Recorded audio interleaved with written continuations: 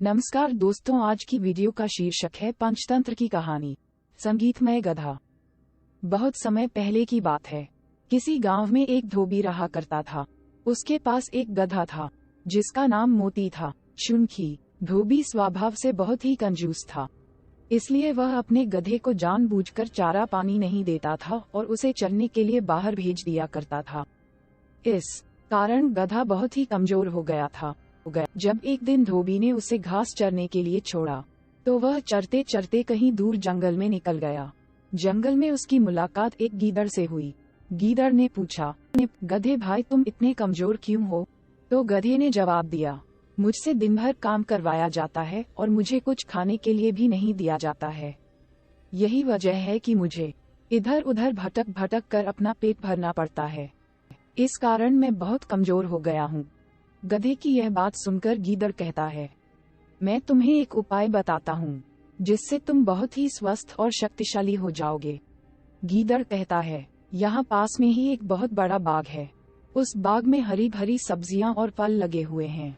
मैंने उस बाग में जाने का एक खुफिया रास्ता बना रखा है, जिससे मैं रोज रात को जाकर बाग में हरी भरी सब्जियां और फल खाता हूँ। यही वजह है कि मैं एकदम तंदुरुस्त हूँ। गीदड़ की बात सुनते ही गधा उसके साथ हो लेता है। फिर गीदड़ और गधा दोनों ही साथ मिलकर बाग की ओर चल देते हैं। बाग में पहुंचकर गधे की आंखें चमक उठती हैं। इतने सारे फल और सब्जियां देखकर गधा अपने आप को रोक नहीं पाता है और बिना देर किए वह अपनी भूख मिटाने के लिए रसीले फल और सब्जियों का आनंद लेने लगता है। गीदड़ और गधा जी भर के खाने के बाद उसी बाग में सो जाते हैं। अगले दिन सूरज निकलने से पहले गीदड़ उठ जाता है और फौरन बाग से निकलने को कहता है। गधा बिना सवाल किए गीदड़ की बात मान लेता है और दोनों वहां से रवाना हो जाते हैं। फिर वो दोनों रोज मिलते और इसी तरह बाग में जाकर हरी भरी सब्जियां और फल खाते।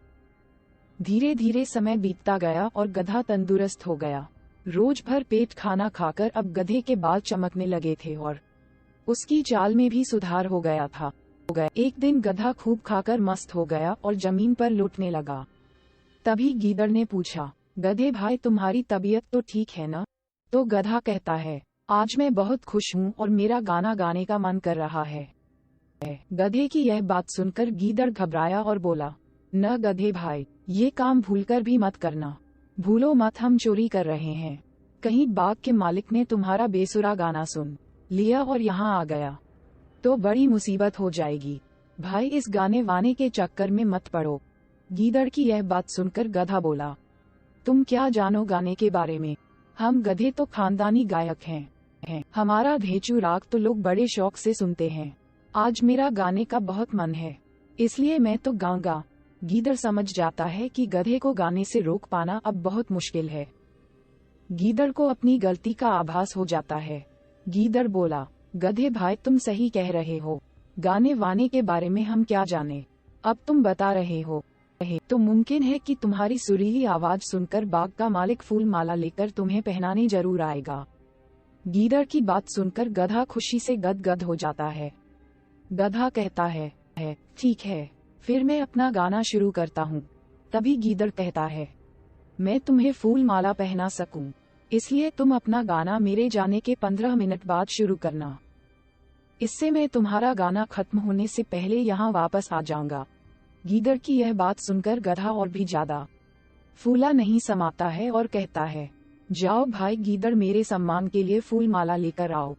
मैं तुम्हारे जाने के 15 मिनट बाद ही गाना शुरू करूंगा।